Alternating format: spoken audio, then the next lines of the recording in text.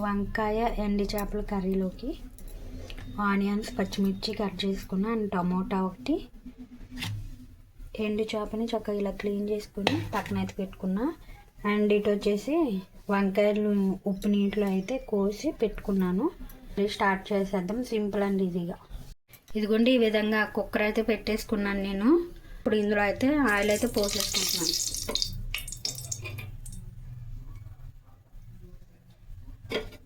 3 spoons దాకా వేస్తున్నాను, ఎందుకంటే కొంచెం ఆయిల్ ఎక్కువ పడుతుంది.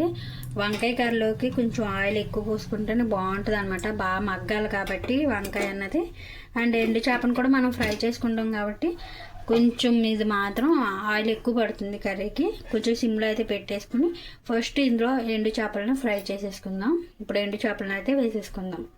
ఎండు చేపలు వేసుకునే లోపు ఇందులో కొద్ది పసుపు అయితే వేసుకుందాం, ఎందుకంటే కొంచెం ఎండు చేప అన్నది నీచు వాసన ఎక్కువ వస్తుంది కదా, అందుకనేసి ఇందులో పసుపు వేసుకుని ఈ విధంగా అయితే ఫ్రై చేసుకోవాలన్నమాట.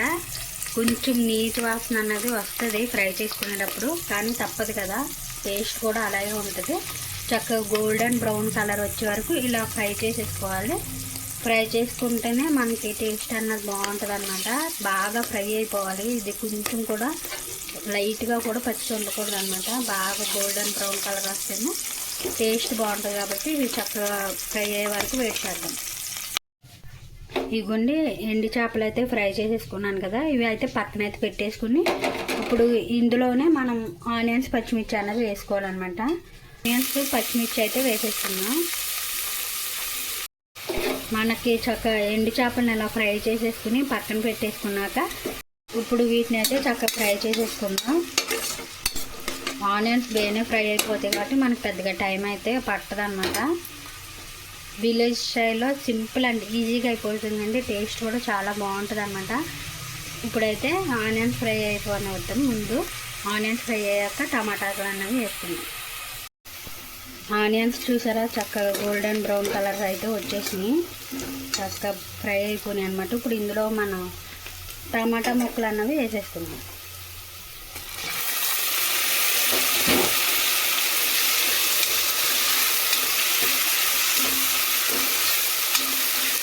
ఇప్పుడు వీటిని కూడా టమాటాని కూడా చక్కగా మగ్గనిచ్చేద్దాం.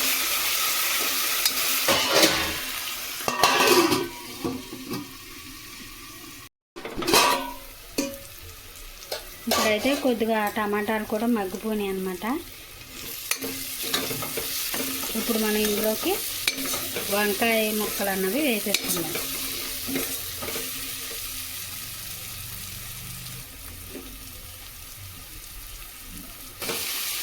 వంకాయ ముక్కలు వేసుకున్నాక మనం ఉప్పు అయితే వేసుకుంటాం కదా, అది వేసుకునేటప్పుడు కొంచెం చూసి వేసుకోండి, ఎందుకంటే ఉప్పు చేపల్లో ఎలాగో కొద్దిగా ఉప్పు ఉంటుంది కాబట్టి మనం వేసే ఉప్పుని బాగా ఇక్కడ ఆలోచించి వేయాలి కర్రీలో, ఎందుకంటే ఉప్పు ఎక్కువ పట్టేసిందంటే ఉప్పుగా అయిపోతుంది కర్రీ అన్నది.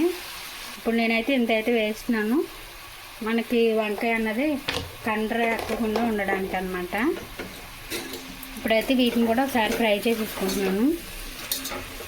ఇందాక టమాటాలు వేసుకున్నప్పుడే నేను పసుపు కూడా వేసుకున్నాను, కొంచెం అని కాదు కొద్దిగా ఎక్కువ వేసుకున్నాను, ఎందుకంటే మనకి ఎండు చేప అనేది కొంచెం స్మెల్ వస్తుంది కాబట్టి ఇందులో కొంచెం పసుపు అన్నది ఎక్కువ వేసుకోవాలి. ఇప్పుడు వీటిని చక్కగా ఉప్పు మొత్తం వంకాయ ముక్కలు పట్టేసేలాగా కలిపేసుకుని ఇప్పుడైతే మూత అయితే పెట్టుకుని మగ్గ పెట్టుకుందాము.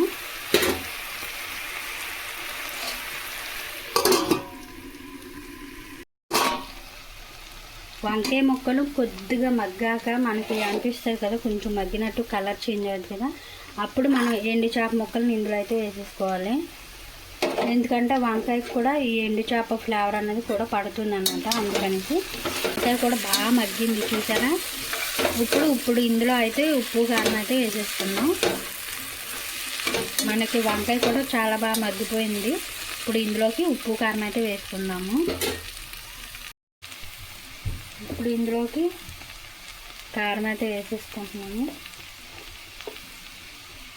తక్కువ అన్నది వేసుకోవాలి, ఎందుకంటే మనం వంకాయ ముక్కల్లోనే వేసాము. ఇప్పుడు కర్రీకి సరిపడగా ఇప్పుడైతే వేసుకోవాలి. అండ్ ఎండు చేపల్లో కూడా ఉంటాయి కాబట్టి ఆలోచించి మనం ఉప్పు అన్నది వేసుకోవాలి. ఇప్పుడు వీటిని ఒకసారి ఉప్పు కారం పట్టేలాగా వంకాయ ముక్కలకి మనం ఒకసారి ఫ్రై చేసేసుకున్నాం. ఉప్పు కారం అయితే మనం వాటర్ అన్నది పోసుకోవాలన్నమాట.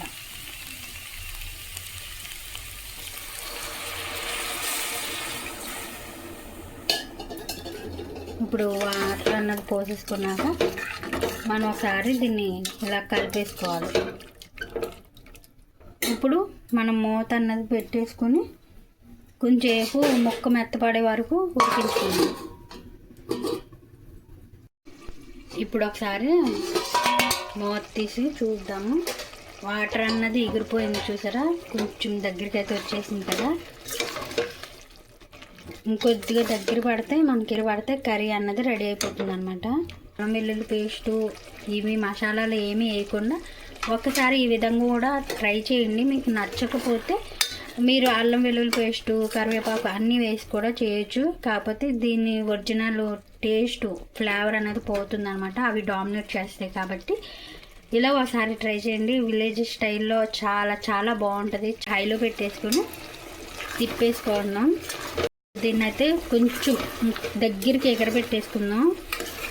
ఇందులో చాలామంది కావాలితే టమాటా వేసాక కూడా పులుపు వేసుకుంటారు, అంటే చింతపండు రసం వేసుకుంటారు. మేమైతే పెద్దగా పులుపు తినాం కాబట్టి టమాటా పులుపు చాలనేసి ఈ గురు టైపులో ఇలాగైతే పెట్టాను. చాలామంది ఇందులో చింతపండు పులుసు కూడా వేసుకుంటారు. వేసుకునే ఇష్టం ఉంటే చింతపండు పులుపు కూడా, పులుపు ఎక్కువ తినే వాళ్ళు అయితే వేసుకోండి. పులుపు తక్కువ తినేవాళ్ళు అయితే టమాటా పులుపు చాలు అనుకుంటే ఆ టమాటాలు వేసి ఆపేయచ్చు అనమాట. అది చూసారా, ఎండు చేప చక్కగా పట్టేసింది అనమాట. వంకాయ గ్రేవీ, టమాటా గ్రేవీ మొత్తం ఈ పీస్కి అన్నది పడుతుంది అనమాట. ఇప్పుడైతే చూసారా దగ్గరికి ఎగిరిపోయింది అనమాట. ఇప్పుడు మనం గ్యాస్ అన్నది కట్టేసుకోవచ్చు. ఈ విధంగా ఉండాలి కూర అన్నది, బాగుంటుంది అనమాట. వాటర్ అయితే గ్యాస్ అయితే కట్టేసుకుంటున్నాను. కర్రీ అన్నది రెడీ అయిపోయింది అనమాట. చూసారా ఈ విధంగా కర్రీ అన్నది రెడీ అయిపోయింది. చూసారా కర్రీ అన్నది దగ్గరకు వచ్చేసరికి ఈ విధంగా అయితే ఉంటుంది అనమాట. చూస్తుంటే నోరు ఊరిపోతుంది కదా. ఇదిగోండి ఎండు చేప